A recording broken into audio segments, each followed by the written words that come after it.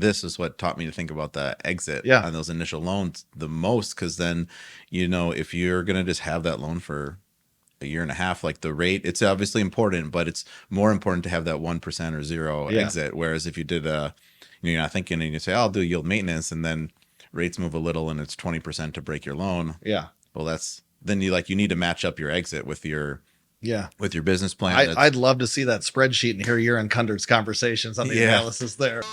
Listen, everybody, we all know that real estate is the most proven way to build wealth. But why isn't everyone wealthy from real estate then?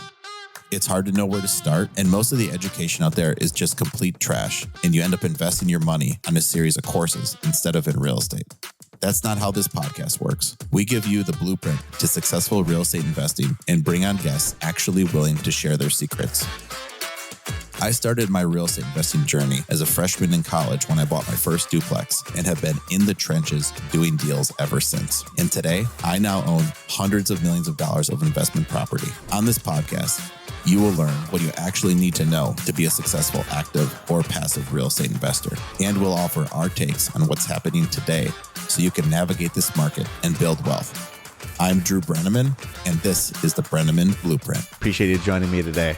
So for today's episode, what I want to do is go back and replay an episode that I put out pretty early on in the podcast. I think I've done a couple replays before, but really, I only will do this if the episode is something that is really timely and something that I think people need to hear today, and then also came out pretty early, or came out a while ago. So if you're a newer listener, or joined us maybe within the last year, you would have probably missed this episode unless you went back and kind of studied some of the prior ones. But the episode I want to replay today is episode 15, and that was with Jim Vozza, who's with CBRE. What Jim Vozza does is he specializes in Freddie Mac small balance loans and Fannie Mae small balance loans.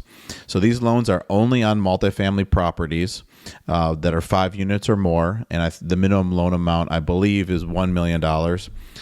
But if there's anything said differently by Jim in the episode, go with what he said for sure. I'm doing this just from memory on the fly, but and then the max loan amount in the program is $7.5 million in the top markets, and then $5 or $6 million in the standard markets for the max loan amount. And so this program, I've done a couple dozen of these Freddie Mac small balance loans. Sounds kind of crazy to say that. That's such a big number, but from 2013 to 2019, really the playbook for us was you buy an existing property, we put a Freddie SBL loan on it with the most flexible prepay we can get, the 31000 prepay, and then do our value add, raise the rents, do our light renovation, or just and then refinance the property again with the Freddie Mac small balance loan, typically then going in more into a 5-year step down, 10-year step down, or yield maintenance,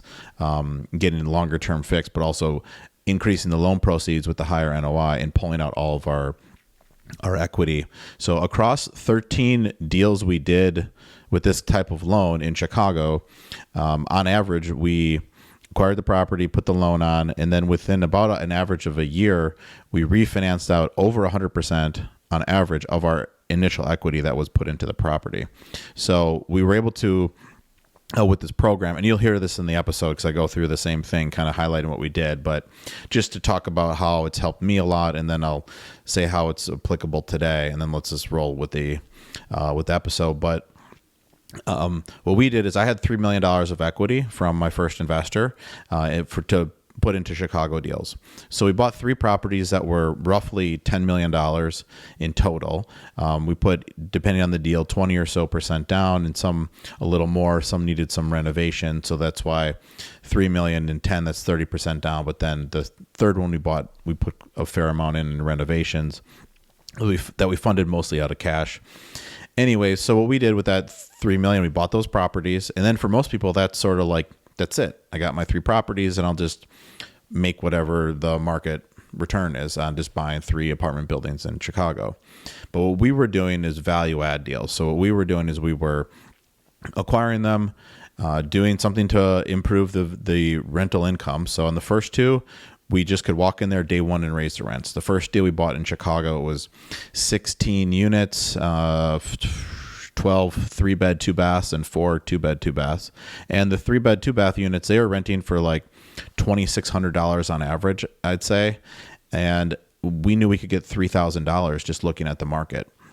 So that was our whole business plan. And you raise the rents that much without putting in any more money into it. I mean, you're creating a lot of value. You know, if anytime you make a pro forma, if you could just change the rents up $400 a unit, there a lot of value is created.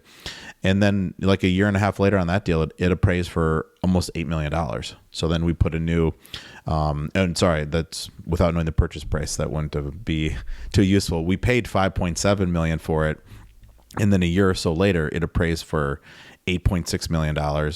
And we put a $6.5 million mortgage on it and pulled out more than we put into it. You know, so we paid 5.7 and then financed $6.5 million. So that was just one of many deals that we did. So then kind of what we did was, so we bought those first 3 deals, then we refinanced out all of our equity. So then we have $3 million again, you know, or a little more in this case, with how well the first deal went. And then we bought 3 more deals or whatever the number was. But then we bought another $10 million of property. Then we refinanced all those deals after doing the same thing. We bought another $10 million of property. So now we have $30 million of property and still only that original $3 million in. Then we refinanced out the equity on those the third round of deals. And then we couldn't find any good deals from there. This would have been like in 2018. So interest rates were ticking up. Rates got into the 5s. But like the prices didn't really drop much. So it was harder to make deals pencil. So then we just returned the money to our investor and said, you know, we're not finding deals that hit this criteria. And I mean, one thing that's, important in investing is not to be pushing deals and doing deals you shouldn't be doing, because now, you know, he has his $3 million back and is happy with the outcome. Whereas if we just pushed it into some subpar deals from there, maybe nobody would be happy. So that's how we've used the program and why this is so applicable today. And I wanted to replay it, make sure people saw it, is if you're investing in real estate now and you're buying deals, the capital markets, that's like a fancy term. So the financing markets, the banks, the debt funds, the life insurance companies, everybody is really lending conservatively or just has, hit the pause button. You know, these banks, these funds, the life insurance companies, they're not getting as many loan payoffs as normal. So then they're not sort of recycling that money. So let's say they have a book of loans, it's however many billions of dollars. And normally what happens is they have a certain amount of loans be paid off in a given year. And then they make new loans. But right now they don't want to overextend their loan book where they're not getting stuff paid off. They don't want to grow their loans too much because of all this sort of, they want to make sure they have enough deposits on hand for the amount of loans they have out. So there's this whole interplay between not getting enough payoffs, interest rates going up, so the lending market has really slowed down. But one thing that has not slowed down is the agency lenders. And so one of the things that really makes multifamily sort of stand on its own as the best asset class is you have access to Fannie and Freddie and also FHA and HUD in times like in all times. And in times like this, most all deals I see happening or refinancings, it's all with the agencies. So what I did in this episode with Jim is we did a total deep dive for over an hour on every intricacy of the program. So if you'll know everything you need to know by listening to this episode about the program. So if you're doing deals where the loan amounts are $1 to $7.5 million and you're not using this program, you really need to listen to this, because this might be where you're getting your next loans from. Where if the bank you normally go to or whatever lender you had been using is quoting really high rates now, or telling you hey, we're kind of on the sidelines right now, or don't want to renew a deal, like renew a loan, and they want you to go elsewhere, and this might be where you're going. So wanted to put it sort of out again. In really not much has changed with the program. If we say any rates, obviously this is from like 2021 or start of 2022. So not the rates are obviously higher today than whatever if that came up in the podcast, but the way the program works for the interest only options, how the loans are sized, and the prepay options, and just sort of how the program works, that's really unchanged. The only thing is this, the underlying indexes have gone up a lot, and so then your mortgage rate has as well. So without any further ado, with Jim Vozza, CBRE, with the Fannie and Freddie small balance programs. Kind of the program genesis was there was a need for loans, let's say at that time, 5 million and under, just a streamlined process, keep the origination costs like a streamlined amount. Because I guess prior, if you had a smaller deal, let's call it, I was being quoted as a Fannie, like the options where you can do whatever the program was called, where it's a 3 million or less loan amount. And then there was some sort of cutoff at 3 million. That was in 2012, what people would talk about. Right. So then really that was the point of the program, was we want to fill that need. Yeah. And I think Freddie Mac obviously was an established multifamily lender at that point when it launched in 2014, but probably a majority of their loans that they were originating were larger properties, larger loan amounts. And really what wasn't getting addressed were owners of 5 to 50 unit properties that maintained safe, affordable properties for the workforce, which is Freddie Mac and Fannie Mae's mission to help provide affordable housing for the workforce throughout the country. But I think they realized that those smaller properties where majority of the workforce was living were not being addressed. So they put an emphasis on that, and obviously took some time to get the program in place and together. But I think they did a very good job doing it. And the program's changed a little bit here and there, as you know, with their requirements. But the amount of affordable units they've financed across the country since the beginning is amazing. Yeah.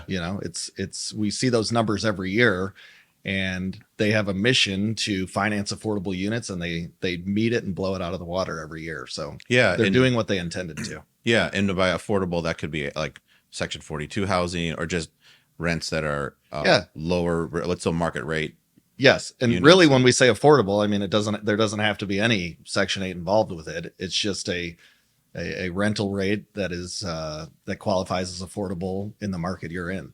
Yeah. But the program, it's on all like multifamily product types, really. Like I don't want people to think, oh, this is for affordable. You're right. This is for like market rate housing. We're just full market rate, and we're not at rates that were deemed affordable in the county either. Yes. Now, in the small balance program, we finance market rate housing. We finance properties with voucher-based Section 8 tenants or other subsidies or not-for-profits that are providing voucher-based type transactions. When you get into a property with a deed restriction that's got a project-based contract on it, that doesn't fit great in the small balance world for the agencies, but they have their affordable programs, which is where that fits well into.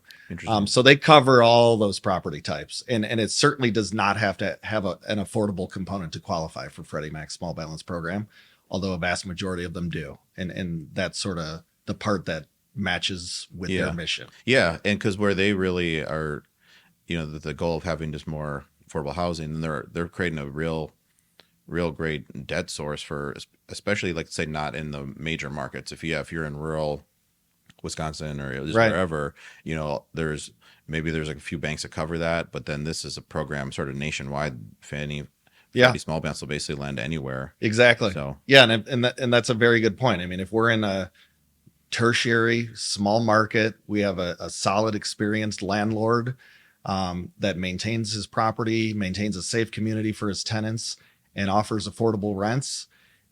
If historically that landlord's been struggling to find financing for this property to keep it going, this product that was launched in 2014 has really filled a gap for that investor. And that's exactly the type of client that Freddie Mac likes to lend to. Yeah. So then maybe let's dive into the actual program then. And so I guess kind of first thing everyone wants to talk about is rates. Yep. But rates change. So then I think probably I would say the best way to describe the rates is they are going to be at least as competitive as the bank you would maybe use, and then oftentimes slightly lower. Right. And then from there, there's a million options on how you can They're, maybe not a million, but a lot of options on how you can set up your loan with Right. different fixed rate terms you can pick, fixed rate to adjustable, interest only terms, 5 different, quite a few different, we printed out the sheet here, but a bunch of different prepay structures. Right. You can go full term interest only, Right. lower LTV. So then I think let's just dive into the program wherever you want to start. Right. Yeah, and I'll start with that rate conversation. I mean, you and I see rates all the time. So I put our rates right on par with the most competitive rates, depending on the lending source across the country. I mean, banks, we're right there with them all the time. These rates are competitive for everyone, but they have extra incentives for properties that qualify as affordable.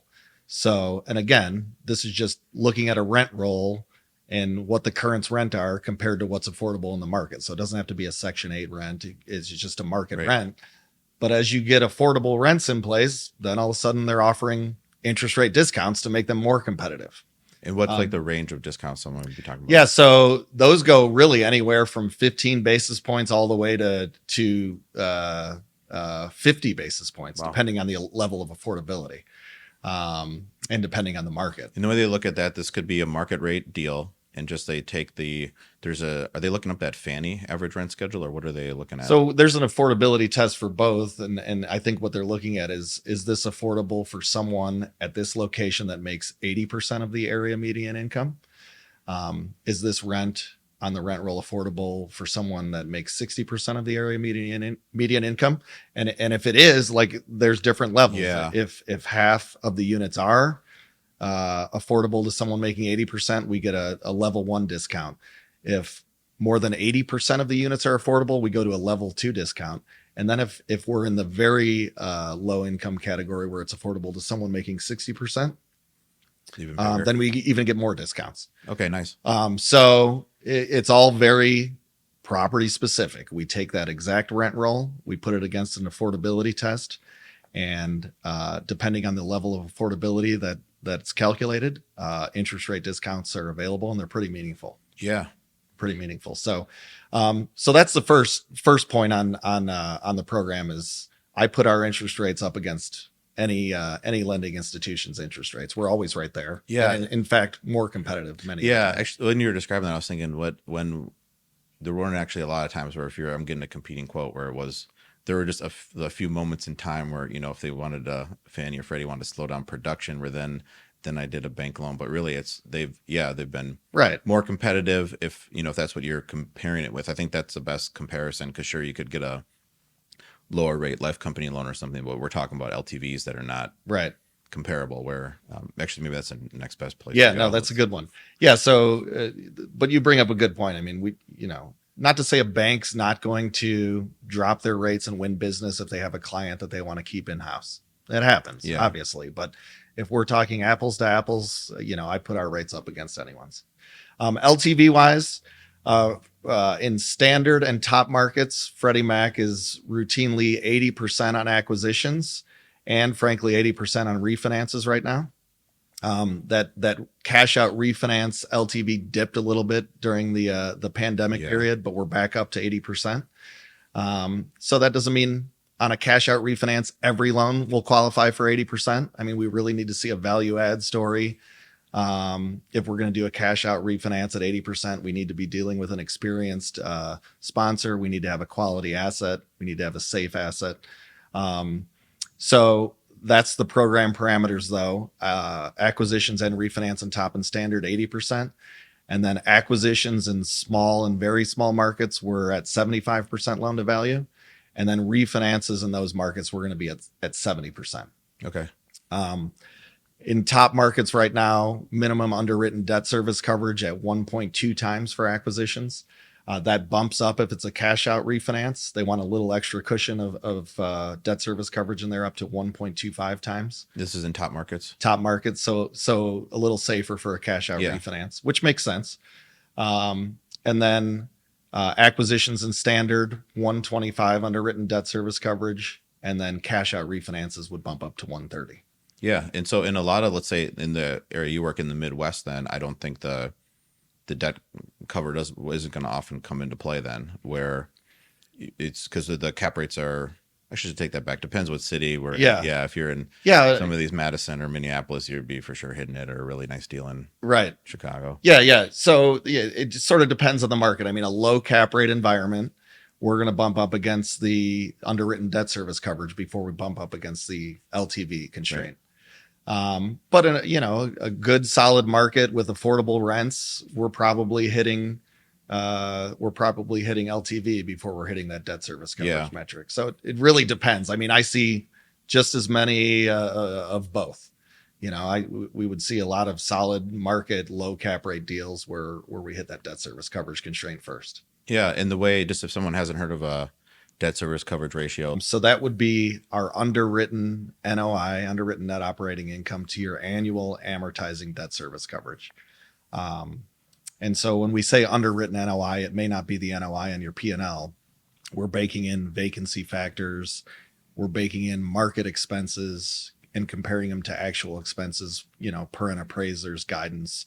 But that's something we have to pay attention to. And we'll talk a little bit about sort of, what do I hit first, the LTV constraint or the debt service coverage constraint? Yeah. It really is both. Depends on the market we're in. If it's a low cap rate market, we're hitting that debt service constraint all the time. And if it's a higher cap rate market, maybe a more affordable rent roll with lower interest rate, I'm going to hit the LTV constraint more so. Right. Yeah. And one thing that I can't stress enough with this program, there's so many different nuances to it. Yes. When you say the underwritten NOI, I mean, we've probably talked for, just countless hours about how this thing's going to be underwritten, or what would they accept for repairs and maintenance, and where does trash go? Because that goes in repairs and maintenance, which is, funny to me, but it's a contract service, but it's repairs for that. So there's so much nuance at it. So I can't stress enough, if you're going to do a loan like this, to work with someone like you, where that's all you do. Right. Because if you come in through maybe a different intermediary who does these once in a while, they don't realize all the different things, or they're not talking to, the main point of contact at Freddie, basically every day, about a loan. And so then you can really help advise people on what this NOI is going to look like once Fannie or Freddie does her thing to it. Right. And I have an army behind me helping me with those things. In our CBRE underwriters, Freddie Mac underwriters are great. And then we have enough appraisal contacts where we can talk to appraisers about where they're going to peg taxes. If our underwritten repairs and maintenance are at, $800 a unit for this 12 unit property, is that realistic? Is that market, or am I too low there? So that really almost needs to be done on these deals to set a realistic expectation of where your loan is going to end up at in terms of a loan amount. And then on the, along with that, where is your interest rate going to end up? Because we're priced based on where our debt service coverage is, where our LTV ends up. So really the bulk of that underwriting work should be fleshed out before an application signed, just to set everyone's expectations appropriately.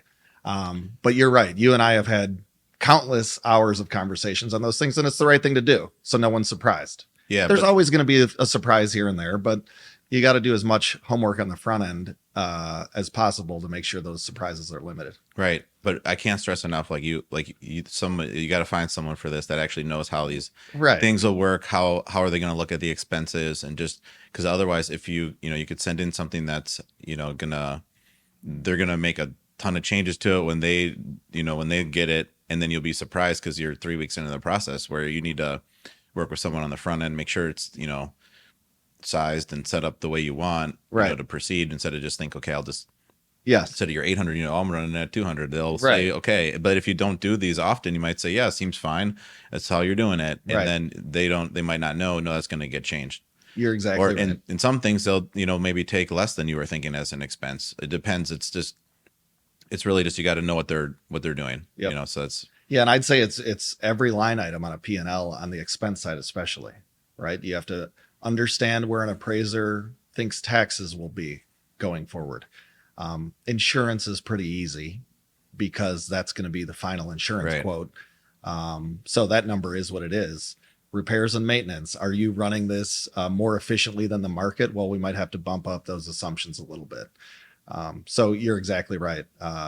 Working on the front end to make sure you're sort of sizing that appropriately is everything. Yeah. So that's been a big thing we spent a lot of time on with you guys. But that's because on the, let's say, I think one thing maybe then this kind of ties in is the difference in the approval process and how that works between Fannie and Freddie. Because then that's why I was saying you're going to find out a surprise at the end. So maybe let's get into that. And usually we come to those surprises much before we're submitting for approval through, receiving a completed appraisal and working with our underwriting teams internally.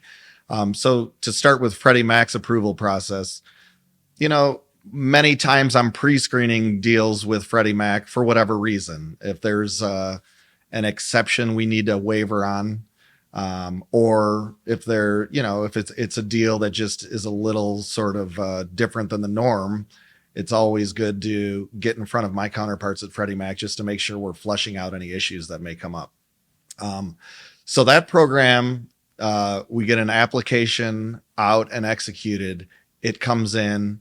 We order third-party reports, appraisal, physical risk report, and then our underwriting team completes a full underwriting and prepares it to submit for approval to CBRE, then Freddie Mac.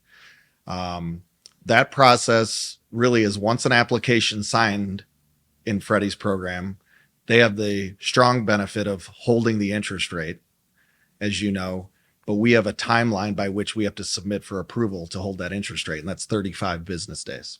Yep. And then one thing too, what I think is important to know, the difference with Fannie and Freddie's approval process where, and correct me if I'm wrong on the Fannie small balance, but on Fannie conventional, that, it's fully delegated to the originator. So then that's why they call it's a, DUS program, delegated underwriter servicer. So then that approval is going to come really from CBRE. If you're doing a Fannie conventional, is the same in the small balance? Yep. No, it is. Yeah. So Freddie Mac, we're finishing our underwriting, submitting for approval. And then Freddie Mac's small balance team does their finishing touches on underwriting and then physically submits for approval to their team and then gets back to us with a commitment letter and a notification of approval. Fannie Mae, we're dedicated. You're right. So our team at CBRE approves these. And once they do, we're off and running, issuing a commitment letter and moving into closing. I will say on the Fannie Mae side, things come up as well that are out of the norm for their credit box. Right. So what we do in that instance is we go early for a formal quote to Fannie Mae. And, there's underwriting that goes on the front end on that, submit a pricing quote request, get a quote back with the conditions that we've spelled out that are, different than their normal underwriting. And as long as nothing else changes, our dedicated team at CBRE can approve that in-house.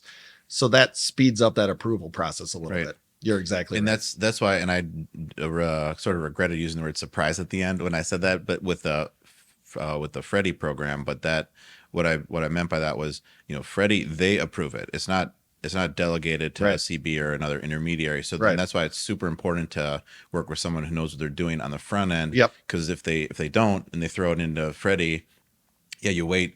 It takes a few weeks to get it submitted. Then you're waiting 2-3 weeks to hear back from Freddie. Meanwhile, like the clock's ticking. Let's say it's a deal you're buying, you're running out of time to close, and then you find out, oh wait, actually they do taxes differently or whatever. It's 5% vacancy, and you were thinking it's 3. Yeah. And then that to me is a huge difference. So then that's why working with you guys has been great because you have such a good understanding of the program. Right. We've had no surprises once Freddie decides what to do. Whereas with Fannie, we already kind of are talking to who would approve it. Obviously, CB is a big firm, so they have things they need themselves to do a Fannie loan. But exactly.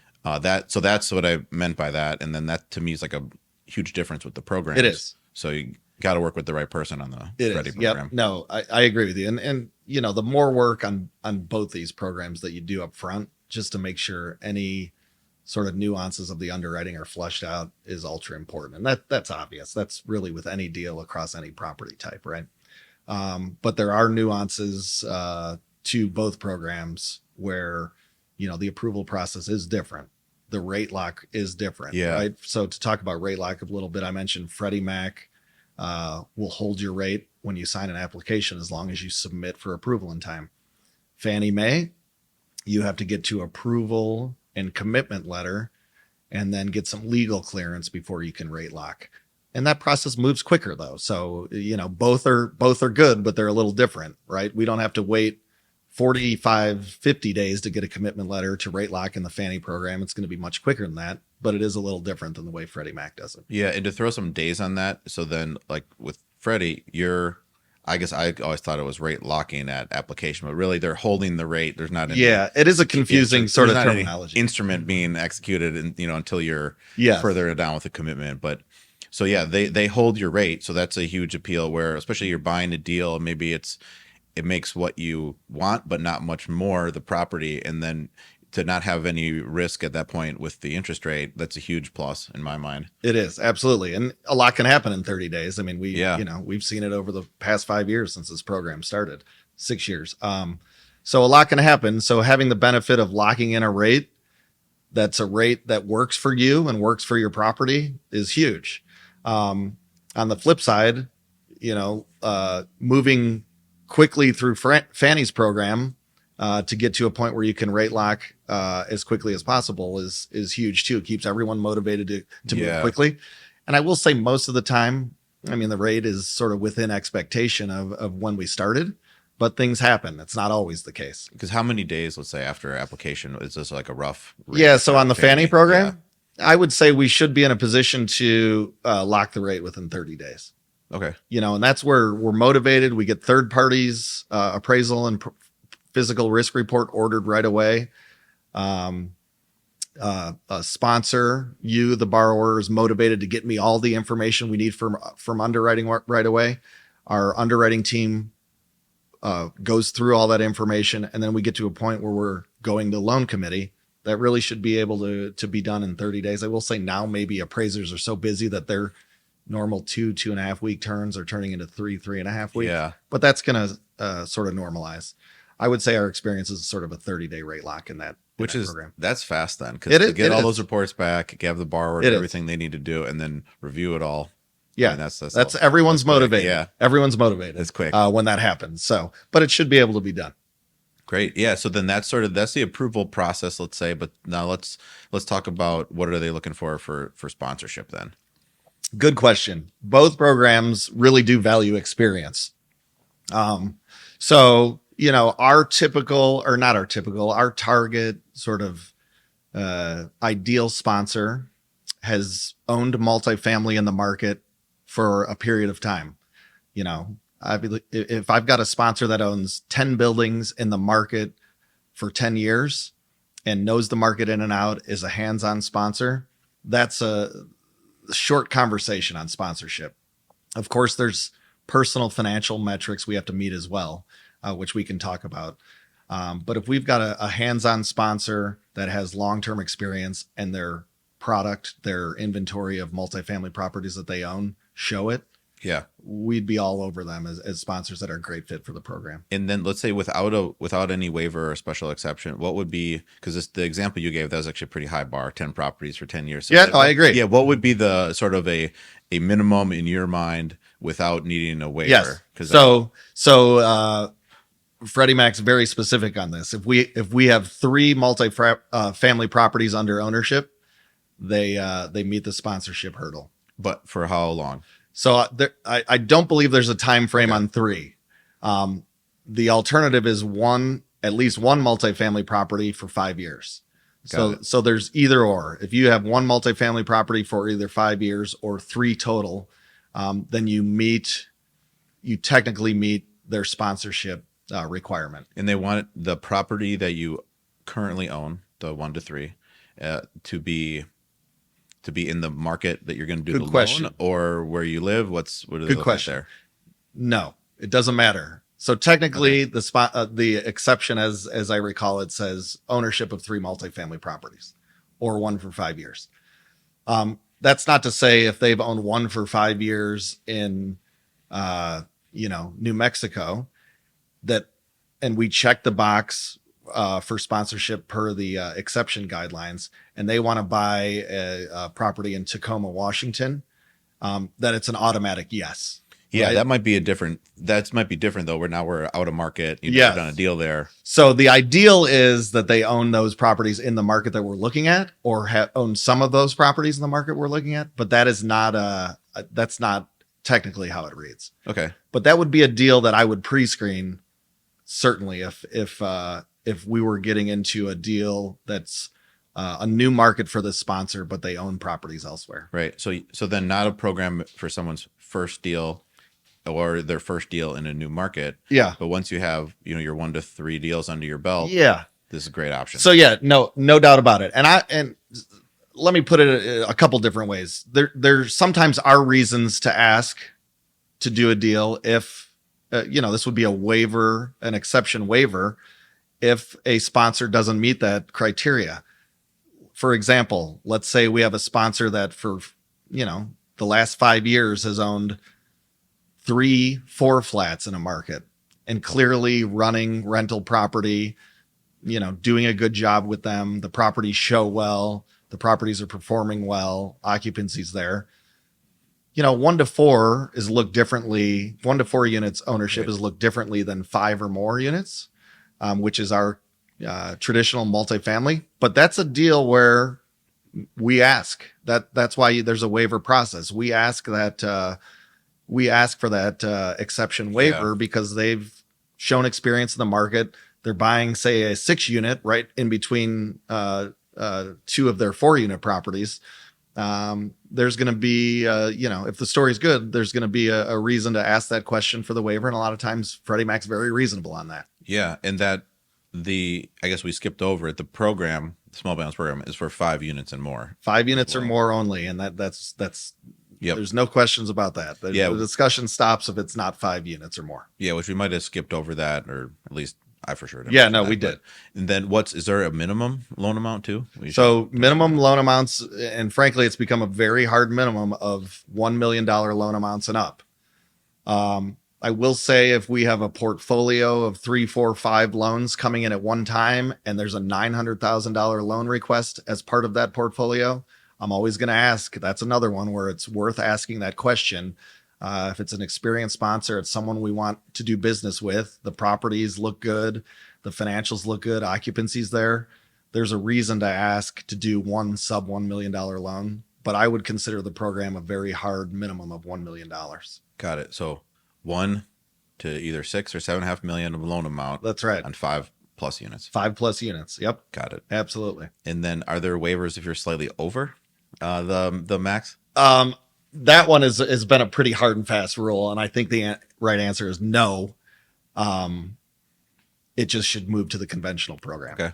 Because Freddie Mac and Fannie Mae obviously do a lot of deals above 7.5 or 6 million in Fannie Mae's case. Those really belong in the conventional space. I don't want to say it's never been done before, but I've never done it, and I don't think it happens very often. Yeah.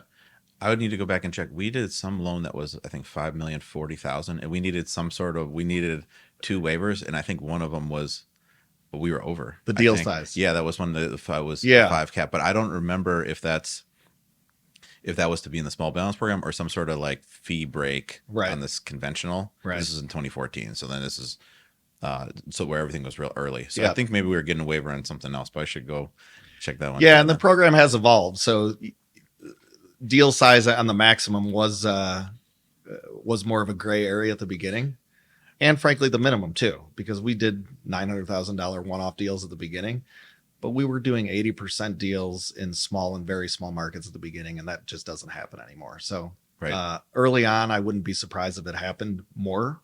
I just really don't see it happening at all anymore. Yeah. And and I always, for someone's first deal anyways, they should just use their local bank like that. They know you. It's like, that's a much easier loan to get. It's going to be an easy execution. It's your first deal. You should focus on making sure you got the deal set up the way you want. And then, where this is a great product though. Once you've had that property for a few years, you want a permanent loan on it. Right.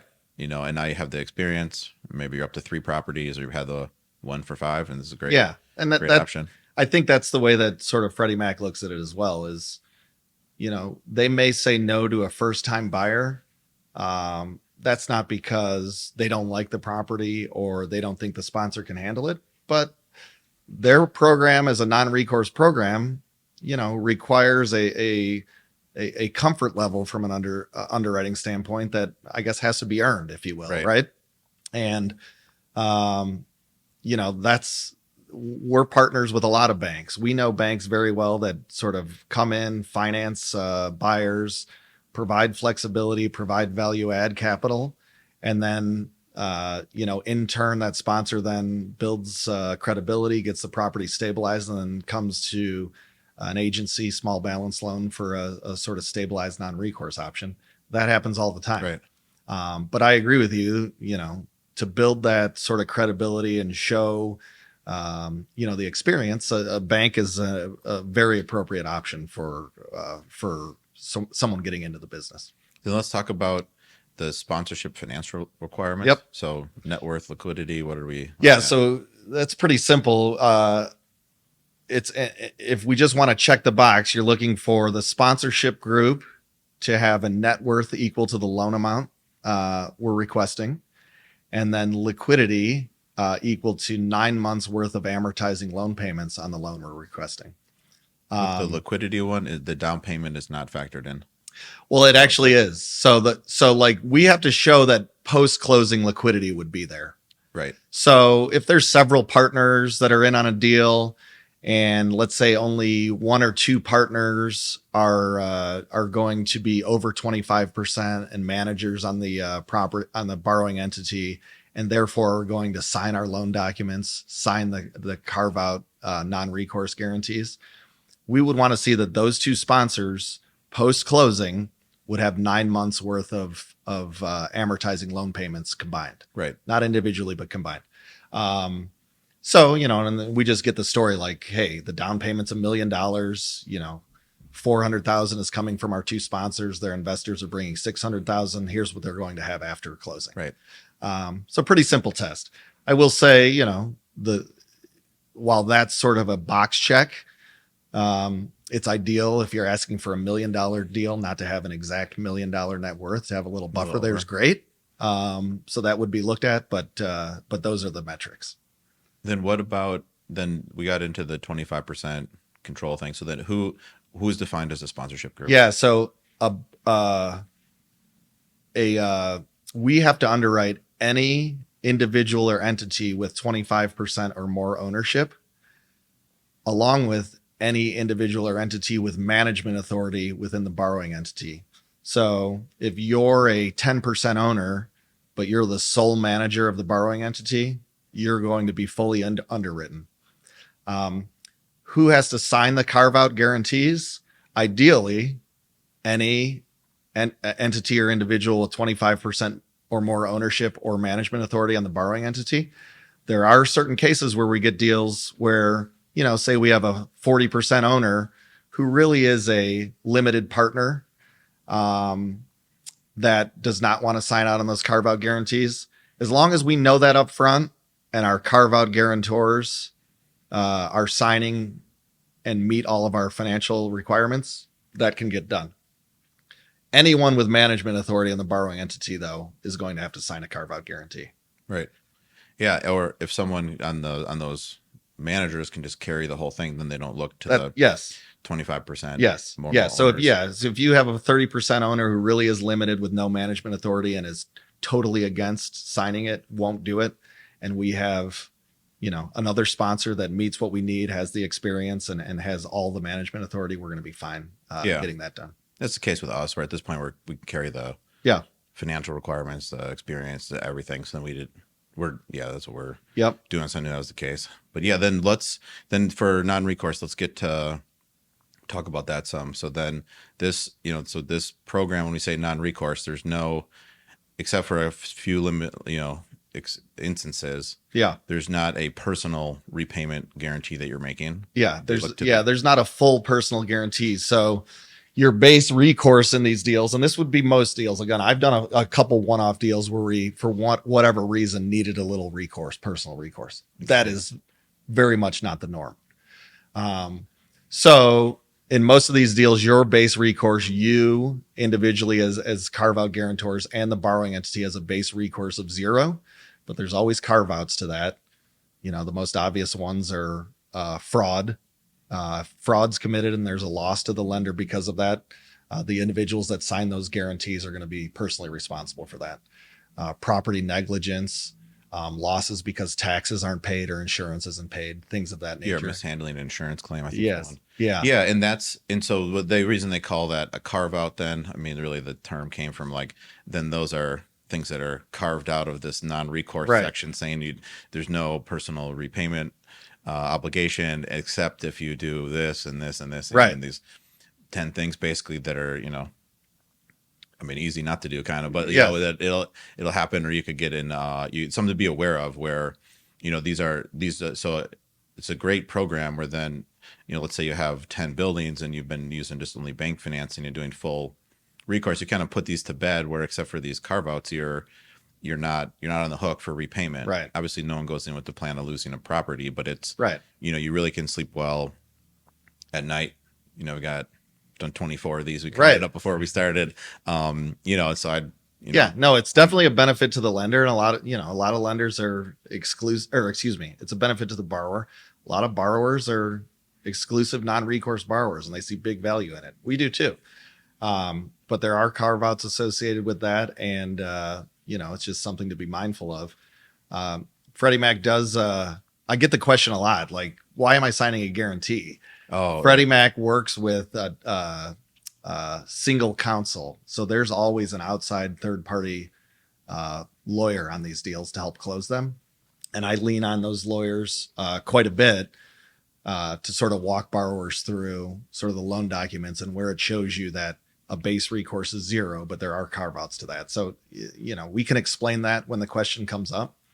But you know, it's a reality that there is a guarantee that's signed in these deals, but it's a carve out guarantee issue. Right. And so then this is not, I'm sure, the legal term, but then that guarantee doesn't activate until unless you did something. Right. So then because we've had people ask that too, or if this, you know, no, I do a bunch of these where they're looking at it. Yeah. Me and you can't answer it right now, but I can make one quick phone call and then the attorney I work with quite a bit can answer it very easily. Yeah. I know. He responds in like 2 minutes. Right. That was good choice there. So great. I think that's probably enough on the non-recourse piece. I mean, that's a big differentiator. And then especially when if you're going to end up being a borrower, you have many properties to other lenders. If you had all recourse loans, to start looking at you, be a little worried maybe if you have every property is like full recourse. So then what I've liked about the program, obviously it's non-recourse on that property, but then collectively your financial statement, it looks a lot cleaner if you have a bunch of non-recourse deals, and then maybe just the recourse ones are reserved for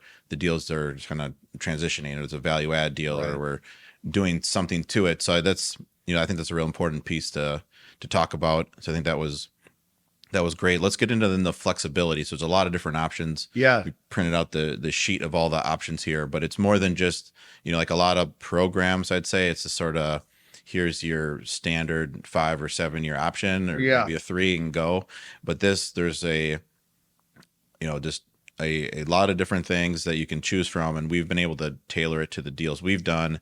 And actually with this program, I kind of learned, I started thinking about the loans differently, where I started thinking, especially if it's a deal we're acquiring, I started thinking about the prepay first, actually, where I've now assumed enough loans from people who did a full yield maintenance loan on a deal they weren't gonna, they like were the developer. They're not going to hold it forever, but then they went and they put a yield maintenance loan on that cost $2 million to break. And then they got to sell it as an assumption deal. Right. That's good for us. We can do the paperwork and handle all that, but then that limits the buyer pool. Right. So, you know, a couple deals that we did together, we were acquiring the property. We knew there was value add to it. So we picked the most flexible prepay. Right. Yeah. And if you look at the options that Freddie Mac specifically offers on the small balance program, they know exactly who they're competing against in this market. Banks give you flexibility for these small loans. And then they also knew that they could give you the best of both worlds with, you know, longer term, true permanent financing with more strict prepayment, but better interest rates. So Freddie Mac's program, specifically offers 5, 7, and 10-year fixed rate balloon loans. They also have hybrid products, which are fixed to floating. So their hybrids are 5, 7, 10, the same fixed rate periods, but then after the fixed rate period, convert to a floating rate. Within each of these 6 products that I mentioned, they have 3 prepayment options. And in fact, the 5-year has 4 prepayment options, as you know. So the lowest interest rates are going to come with yield maintenance. Yield maintenance is a very common non-recourse securitized loan prepayment penalty. Very market driven, but can be very penalizing, as you know. So borrowers that are getting into that lowest rate product should be pretty certain that they're going to hold the loan or the property for that entire fixed rate period. In most cases, Freddie Mac also offers a couple nice flexible options with step down prepays. Their basic step down on a 10-year product is 5.544332211. So 5% of the loan amount at the time you're paying off for the first 2 years, shifting to 4% in years 3 and 4, and so on until you get to years 9 and 10 when it's 1%. Nice. On the fixed rate product, which is a balloon loan, the last 90 days, there's no prepayment penalty. That gives you time at the end of your fixed rate to refinance, sell, pay off the loan entirely, do whatever you want. They know at the end of those fixed rate balloon loans that you need some time to figure out what to do next. Hopefully it's a refinance with them, but it doesn't have to be. And when I say them, I mean us. Yeah. In the hybrid loans, that's a little different though. Your prepayment penalty is in place for the entire fixed rate period. And then during the floating rate period, it shifts to 1%. So on the 5-year hybrid with yield maintenance, you would have 5 years of yield maintenance prepay, and then you'd have a 15-year floating rate loan term, during which time the prepayment penalty is 1%. Now, that prepayment penalty can be waived, and it's in the loan documents if you sell the property on an arm's length transaction. They'll waive that 1% prepayment penalty. Or if you refinance on a Freddie Mac product, preferably with CBRE, then that 1% would get waived as well. So that hybrid's a nice product to build in flexibility. Yeah, and all the hybrids, they go out for 20 years. So then if you did the 10-year, there's a 10-year floating rate period after.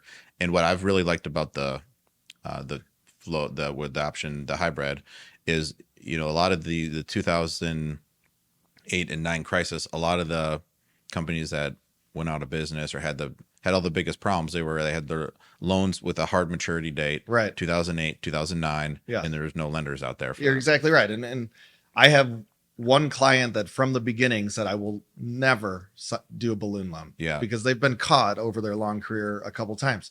I mean, in recent history, you and I can imagine if you had a balloon coming due March of 2020. Yeah. I mean, it figured itself out in a couple months, but you just don't want to be caught that way. So that hybrid really is a product that people value for the flexibility. And it's a nice product to have an option with. Download our 100-plus page passive investing guidebook today. Accredited investors can sign up for our multifamily investment opportunities as well by hitting the Invest Now button on our website. Now back to the show. Yeah, and the actual rate in the floating rate period is not bad. It's like a fair spread. Yeah, it's not absolutely. And LIBOR went away, so we're over SOFR right now, and it's a 325 margin over that. So, you know, I think the idea when people get into these is they're not going to float it for the entire floating rate period, but in case there's no other options out there, you don't have to pay it off. Yeah, you know, just keep maintaining your property and keep making your monthly payments, and you have that flexibility.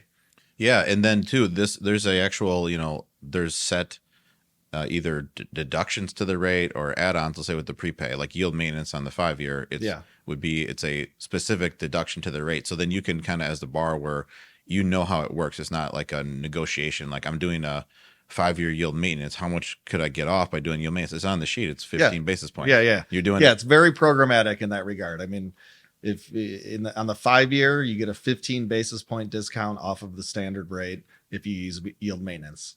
On the 7 and 10-year products, it would be a 20 basis point discount off the rate. So it makes life easy because we don't have to talk about it very long. There Right. it is. Yeah. And then let's say they have other step downs and two. Whenever someone says they step down prepay, when they say these numbers in order, that's the amount per year, like sequentially. So if Right. you go 5, 4, 3, 2, 1, that's, just the years Yes. in order there. 5% year one, 4% Right. year two. And let's just mention real quick a product I know you've used, that 5-year with their Ultra Flex prepay, which really competes well with banks and is popular if for whatever reason, if a sponsor is acquiring a property and they really think, rents are low and they can build them up.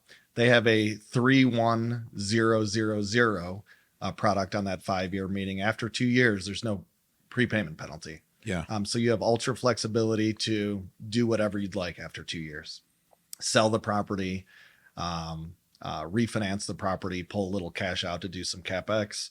But that product was specifically built because we know a lot of these small property owners have plans to sort of value add and do something else quickly. Yeah. And that's the prepay I used on all those, let's say, second generation turns of that initial money I was talking about, where initially we did, probably the standard step down, and then not really, we were just kind of thinking, let's get a good rate. And we didn't know how quickly things were going to move. Right. So then on the next one, so we go, wow, we just did that in 2 years. Let's pay a little more on our, this add-on and do the 31000 prepay. But then we're executing these business plans in a year or two. So we're going to pay a point or nothing to get out. Right. And then that's what we did. And then it worked out where we did, and that one round of turning the money, I think we did 6 of them, but then also I did 3 on my own. And, one of them always comes to mind where it was like a deal that I was just going to renovate out of cash. So we had to explain that up front, that was like a exception, or something to explain to them. But then I renovated all the units, I added a unit, and then a year later you're refined and you're just paying a point to get out. So it's a really great option. And then that, I went with that because I wanted the full leverage. I was buying that deal on my own. So I wanted, 80% LTV if you can get it. And then that on a deal like that, this is the only option if you also want non-recourse, and, so. Right. So yeah, it was a great execution on those deals for me using that. And I think the thought that Freddie Mac put into this program when they started it, virtually the prepayment options have not changed. I think that 31000 was added a few years into the program, but clearly they were building a program to offer flexibility if you wanted it. Right. And you'd pay a little extra to get it, but that's worth it to a lot of people. So. Yeah. And that's actually what I was saying. This is what taught me to think about the exit on those initial loans the most. Cause then, if you're going to just have that loan for a year and a half, like the rate, it's obviously important, but it's more important to have that 1% or 0 exit. Whereas if you did you're not thinking and you say, I'll do yield maintenance, and then rates move a little and it's 20% to break your loan. Yeah. Well, then you need to match up your exit with your business plan. I'd love to see that spreadsheet and hear your and Kundert's conversations on the analysis there. Yeah. Well, there's a lot of things to think about. Yeah. It's really too was the, you're just matching up your business plan. So there's not, I'd say we're making more calculations on the perm loan like that, where this, I'm going to raise the rents. I'm going to create the value. There's not any spreadsheet actually. I'm just doing the 3100. But then on the perm one, you're like, okay, what are you going to, there's a decent rate difference if you're going to do a 5 or 10 year. Then you're really thinking like, what's your business plan, and then how you want to set it up. And that's where it's harder to. Yeah. That 10 year, if you're going between yield maintenance or a 20 basis point higher rate to get that step down flexibility, but you're going to hold this asset forever. And it's a low cap rate market. That 20 basis points means a lot. Yeah, it really does. And then so 6 different options in terms of the fixed rate period, and then or fixed to floating. And then what's the amortization on these? Yeah, these are all 30-year amortization. Interest only is an option on every one of these loans. So in top and standard markets, as a rule, you can get 1 year of interest only on a 5-year loan, 2 years on a 7, and then 3 years on a 10-year loan. And then in small and very small markets, that's no IO on a 5-year, 1 year of interest only on a 7-year, and 2 years of interest only on a 10-year, if you should choose. You don't have to take the interest only, of course. A lot of sponsors like it. but it is an option there. And then it's again, everything is so Yeah. Formulaic with this. If you don't want the interest only, then they'll drop your rate a little. Yeah. So 4 basis points a year, 0.04% for every year you don't use, your rate would go down. Right. And then what you just had said, that's at full leverage then? That's at the 80%. So then if someone, let's say I don't want to lead you to the answer. So then what are the Yeah. So they also do offer, which a lot of lenders do, full term interest only options. And so in top markets at 65% loan to value, 1.35 times underwritten debt service coverage, you can opt to do a full term interest only. So that would mean on your 5-year loan, 5 years of interest only payments. Same with 7, same with 10. We can do it with any product. So that's 65%, 135 in top markets. The debt service coverage goes up as you get into smaller markets. And then there's a interest rate add-on. There's interest rate adders. And really, so on that 65%, it's a fun one to run through because you get interest rate discounts for going from 80 to 70 to 65%. You get debt service coverage discounts from going from 120 to 130. You're at 135.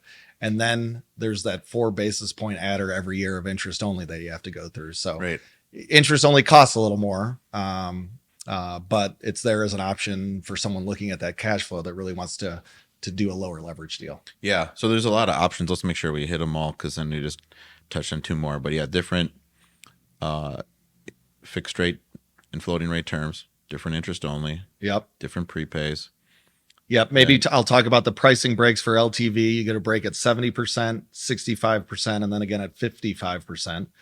And then you get pricing breaks depending on the market you're in for higher debt service coverage. So in top markets, you get a break at 130, 140, and 150. And those are, again, very formulaic. So we don't even have to negotiate or have a discussion about them. It just is what it is. Yeah. And then I guess that should lead into waivers then. So I think that's sort of the standard program, all the different options, a lot of things you can choose from. And then from there, you can request waivers. Right.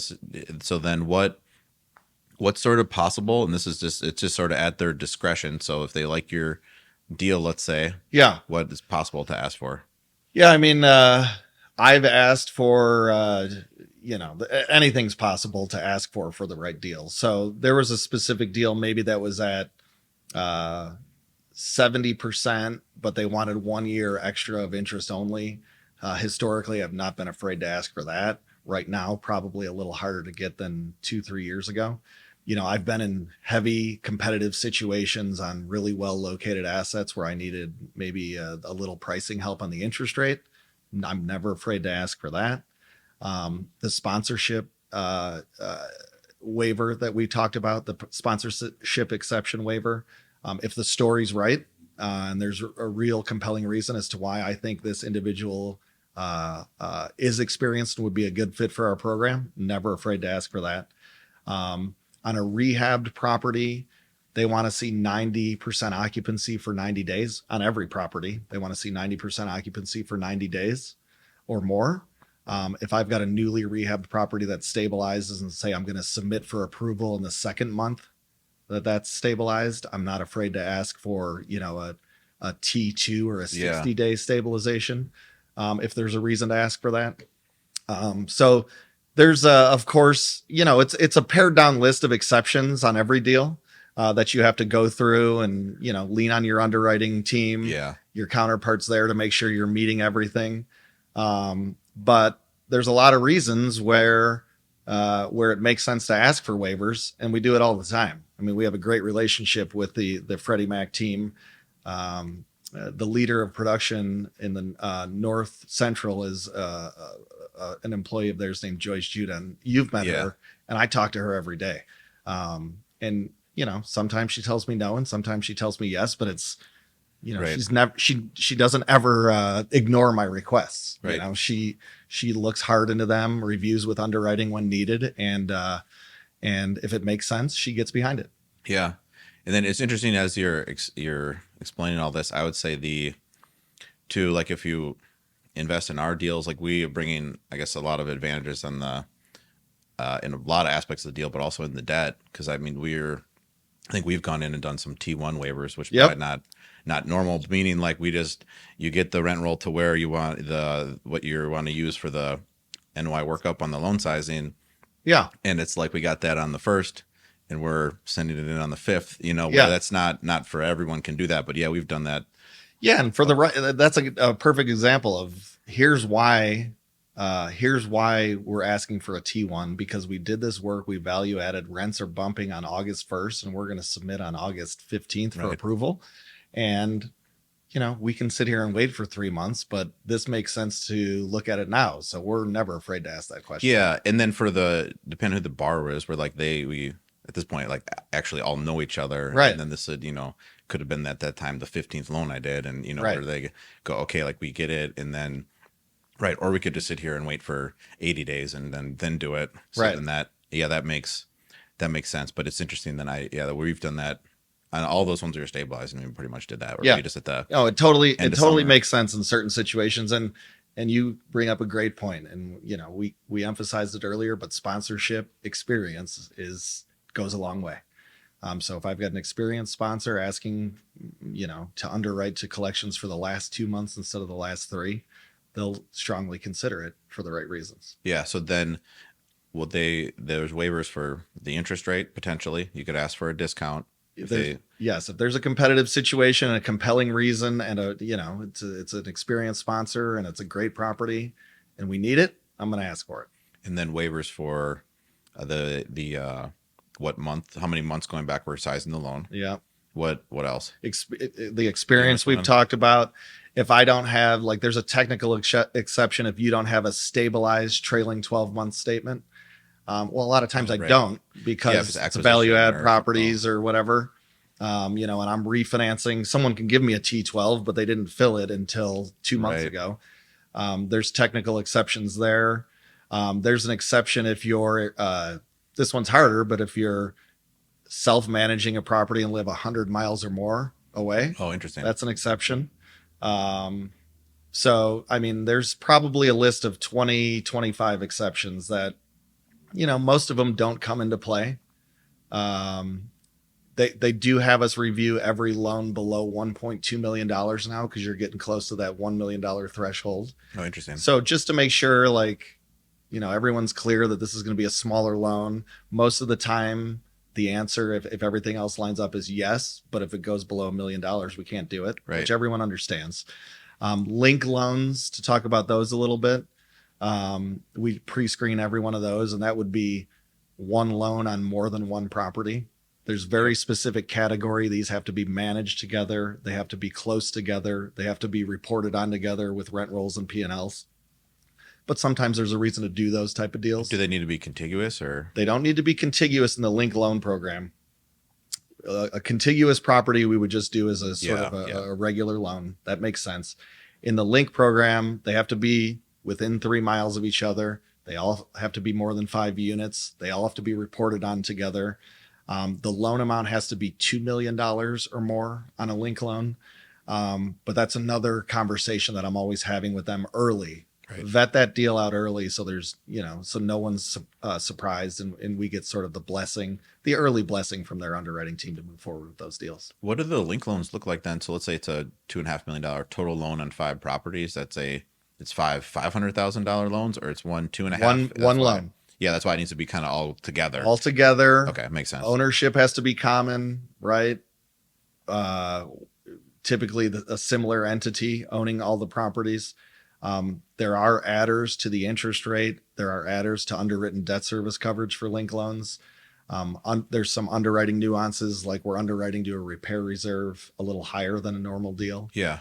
But they'll consider those, and they do them. Yeah, it's a good option, especially if you're in a place where you'd have to kind of group together your properties to get to that sort of value. Yeah. Yeah, that's a nice. Yeah. And so I think what they do is, they don't want to see you grouping together loans to get to a $1.1 million deal, right, just to get in the program.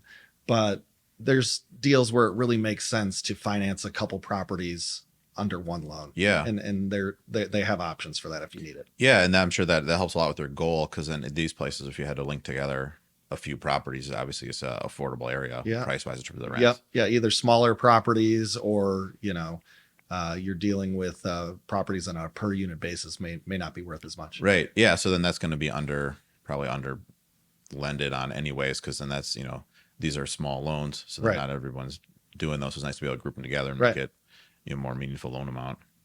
Great. Well, yeah. Then let's see what else. Closing costs, I think we haven't touched on. Yeah. So, and that's pretty programmatic as well. All of these loans require, we've mentioned before, third-party legal counsel. So a single counsel, we call them. The single counsel would be representing Freddie Mac and CBRE on the lending side. And then an appraisal is required on every transaction. A physical risk report is required on every transaction. And then there would be public searches on sponsors and borrowing entities just for background checks and things of that nature. So typically we're seeing lender closing costs between $13,000 and $15,000, which is pared down and streamlined. Maybe a bank's going to be cheaper than that, but for non-recourse lending, this is about as good as we see. Right. Yeah. And a conventional kind of more normal non-recourse loan, you could be double that in lender legal pretty quick. Yep. Yeah. And then because the way, I mean, all the ones I've done that I can recall with CB, was $7,000 for the third parties. Yeah. And then, so that's the reports you talked about, appraisal, physical, and sometimes some sort of environmental search too, plus the borrower searches. And then 7,000, give or take. Yeah. Legal. I mean, legal probably comes in between 6,200 and $7,000. If there's, a legal nuance that creates a little more work, a tick borrower, for example, something like that, there may be a little additional cost, but I think we see most of those coming in the low 6,000s. Nice. Yeah. So that's definitely streamlined. And then what about origination to the intermediary? How do you? Yeah. So, I mean, certainly there's origination fees at times, depending on the transaction. That varies. I mean, it could be, depending on the deal size, anywhere from 0 to 1 point.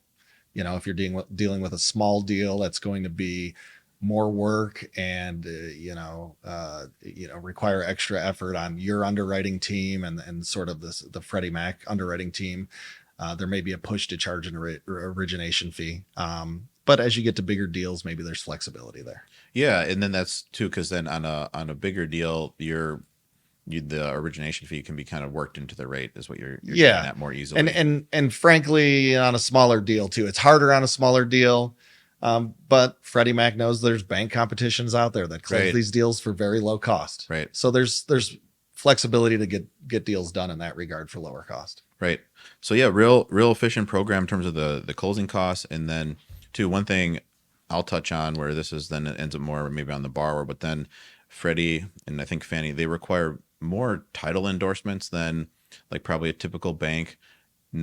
So maybe I'd say for that, on the deals I'm doing, I pencil in like about $2,000 extra for that. Mm-hmm. Just an extra. It depends on the bank. Maybe some banks is probably just they want that same stuff, but then I have noticed that they're asking for quite a few endorsements at closing, which just factor that in. So if we were saying it's about $13,000 to do the loan, then it's rounded up to 15. Right. That's what it's gonna be. Let's talk next about ongoing loan covenants. For these loans, that's a big advantage against really banks. There aren't any ongoing loan covenants. There are reporting requirements, as you know well. A couple times a year, we're going to ask for property operating statements. We're going to ask for rent rolls. These loans are there's a servicer involved in all these loans. CBRE, we have a servicing department that services all these loans. So if debt service coverage dips below 1%, occupancy is very low for an ongoing period of time, they may reach out and ask why and get involved into how it's going to be rectified, get an understanding of what's going on at the property. So there certainly aren't loan covenants in place that you have to follow per the loan documents, but that doesn't mean that there aren't eyes on what's going on at the property, and there isn't going to be an effort to understand what's going on and how it can be approved if property performance is dipped. Right. I think a huge advantage for this program is not having an ongoing debt service coverage ratio covenant. So you have let's say compare it with a bank loan, right? Where they need, if you're dip below a 120 debt cover, is a default. Right. Now there's a conversation. How are we going to cure this default? Where on the Fannie and Freddie small balance, there is a conversation too, but since there's not a loan covenant, there's not a default, and they're just basically what they can do at that point is just, we're going to ask you for more information because we're worried. Right. But that's it. Right. As far as I know. Yeah, no, you're right. Yeah, there are not any loan covenants like that in the loan documents, and it's a big benefit. But there's certainly are reporting requirements. Right. They're strict about that. They want to see that we see rent rolls 90 days after the year's up. We see property level P&Ls 90 days after the year's up. They want to continually monitor the performance of the properties from a servicing standpoint, but you're not going to get put in default if something dips a little right. low. Yeah, I think there's also inspections just here and there. I'm not sure what the frequency is because there's. Yeah, there's supposed to be biannual inspections. So our servicing team would coordinate a biannual every other year inspection on all the loans we do. At those inspections, if there were some deficiencies when we originated the loan, say, some minor repairs needed to be made, they'd confirm that was the case and just look at the general overall condition of the property. So that does happen every couple years, but that's going to be the extent of it. Yeah, I started smiling and trailing off on the frequency because I feel like I'm being constantly asked for some inspection, because also your insurance company often wants to go through the property. So then once you have 30 properties, so then it just feels like they're just constantly being asked for some. You have to hire a full-time employee to handle inspections on their own. Yeah, or just to flip it to somebody. Yeah, or we just push it to the property manager right away. Right. Like the deal we just bought in Arizona, insurance company needs someone to actually. This one, it's like a self-inspection. I don't know if it's a COVID thing, but you need some exact photos. Right. So we just flip that to the property manager. So and try to make it easy on yourself. So you don't need to necessarily meet it's not like the head of Freddie's going out there to your property. They're sending a third party person who's, they need to check a few things and get on to the next one. Yeah. It's prudent to have boots on the ground as a lender. And that's what we do. And like you said, it's oftentimes a third party vendor.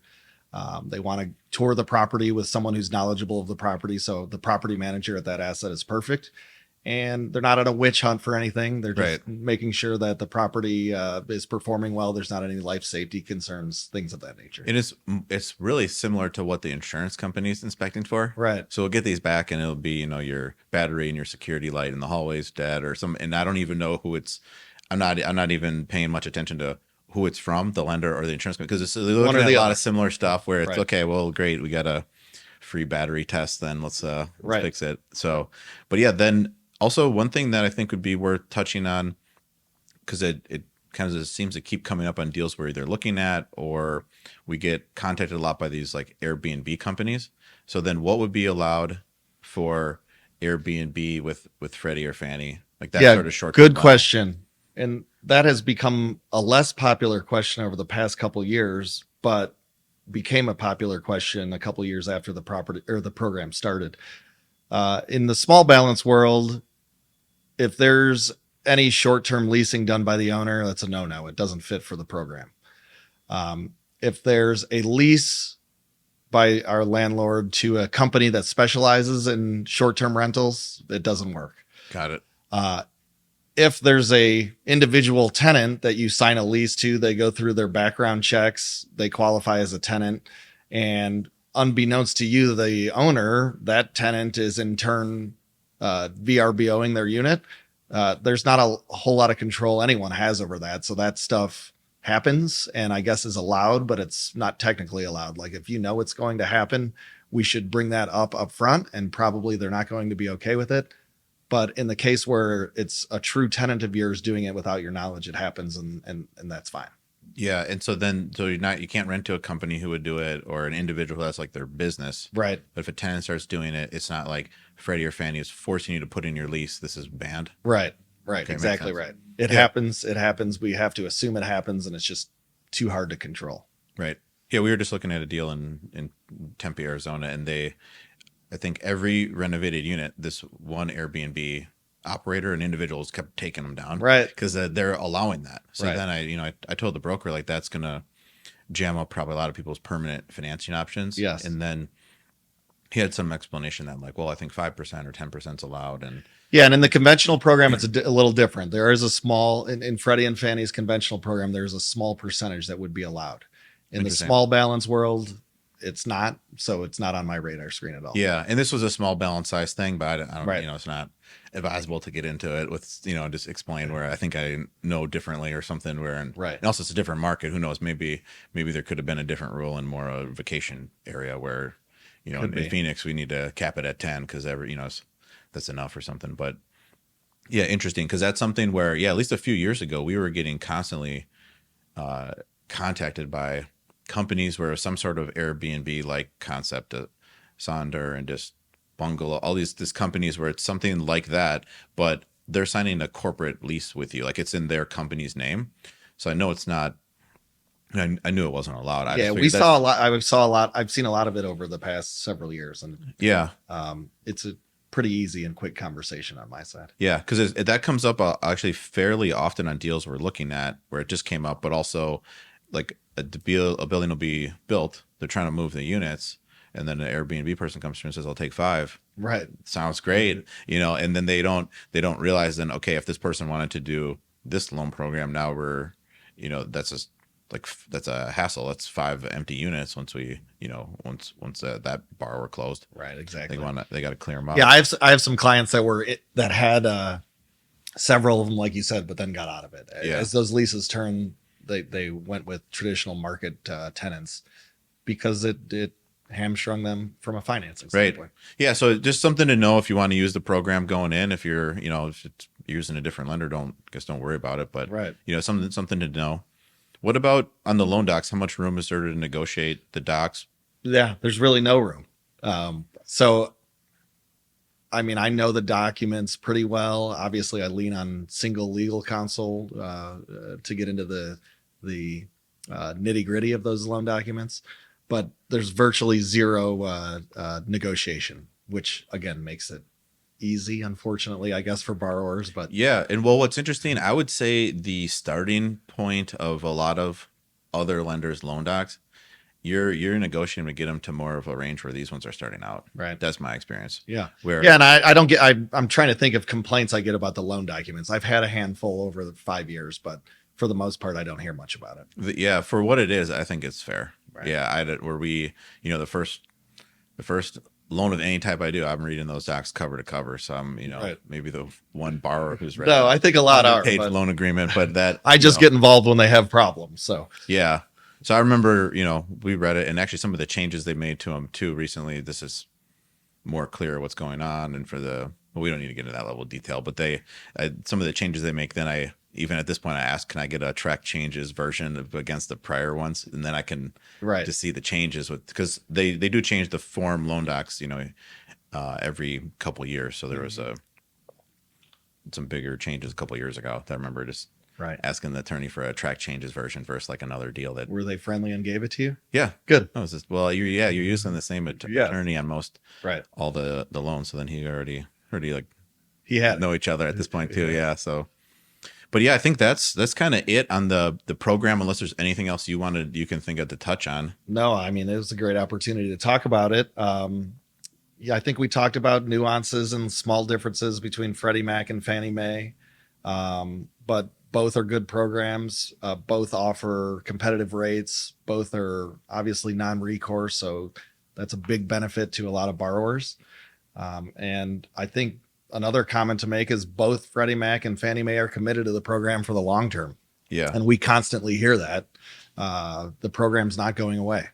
So we're, of course, glad to hear that, but really do believe in our program and believe that these are competitive loans. And actually, just when you were saying Freddie and Fannie, I just realized we have this Freddie sheet out. Yes. And so we did steer this conversation to almost all Freddie towards the tail end there. So then I guess real quick for Fannie, they have different options on fixed rate, and then they're more yield. Yeah, you bring up a good point there. Because I guess to finish on that, they do kind of ebb and flow. Like at some point in 2018, something was going on where Freddie, I think I had done the value add so quickly, they were like, let's wait a second on this loan or something on the one of the deals we did, the 3100 prepayment. So we went to Fannie. There was a reason. It was either Freddie was kind of at a capacity, or they were like, we don't we want you to wait on that deal. But then Fannie, which is a totally different entity, was like, we're fine with this loan. Right. Make it. Yeah. And you're right. They have ebbed and flowed interest rate wise over the sort of 5-6 years I've been doing this. So yeah, they're two different entities. Rates are up and down. Pretty much their programs have stayed the same. We talked about 5, 7, and 10-year fixed rates with Freddie Mac. Fannie offers 5, 7, and 10, but then goes longer, 12, 15, and 30 for those that would be interested in longer rates. And yeah, like I mentioned, those are going to be higher rates, but make sense for some borrowers. Yeah, I remember in 2018, that loan I'm talking about, rates are running up. So I made the genius move. I locked in a 12-year fixed rate yield maintenance deal at 5.8. Yeah, well, 1.8%. Can't win them all, Drew. Sorry. Yeah. No. So that'll happen. I can't predict it, but yeah, things are running up heavy. So it was, right. Who would have predicted the move from there? But great. Well, kind of last couple of questions then. What can a borrower do, to just kind of best position themselves? So we're going to bring a deal to Freddie, let's say. Right. What is there something I should be doing ahead of time? Well, that's a good question. I mean, of course, we want that property to be stabilized. So we want to be at 90% occupancy or better.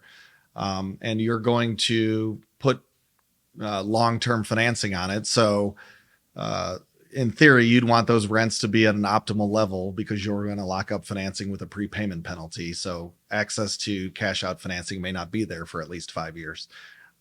But really, we're going to request P&Ls. We're going to request rent rolls. That should be easy. Personal financial information wise, it's not too difficult. Personal financial statements, things of that nature. But once those properties are sort of in a position where they're stabilized, it's always worth talking about what the options are. Right. Yeah. So really just sort of to prepare, sort of knowing what's coming was sort of the answer I had heard. So you can work with your lender. Yep. Ahead of time to know what I need to prepare. Yeah. Get those P&Ls together, get those rent rolls together, put them in front of an originator like me, and then talk about the nuances for underwriting. Do we have to talk about what an appraisal taxes are going to look like? Is your R&M sort of in line with the market? But that all starts with just getting the detail on a stabilized property. Well, Jim, this was a lot of fun. Thanks for being on. Yeah. And thanks for having me. It was a lot of fun, Drew. Always a pleasure to sit with you.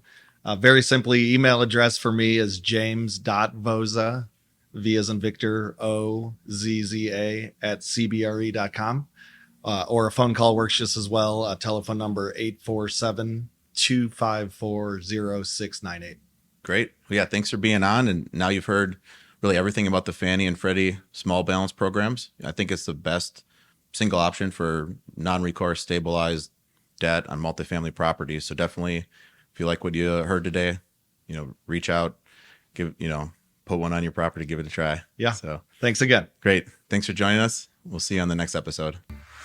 If you learned something from today's show, leave a review and hit that subscribe button wherever you enjoy your podcast. Dive deeper into real estate investing on Brenneman Capital's website, brenneman.com, where we have numerous free resources and information that can help both active and passive real estate investors. Accredited investors can get started today as a passive investor in our multifamily investment opportunities by hitting the Invest Now button on our website. The views and opinions expressed in this podcast are those of Drew Brenneman and guests as of the date of recording and do not purport to reflect the views or opinions of Brenneman Capital LLC and its subsidiaries. Views and opinions are provided for informational purposes only and should not be relied upon or deemed as investment or tax advice or an offer to buy or sell securities. The speaker cannot be held responsible for any direct or incidental loss incurred by applying any of the information offered.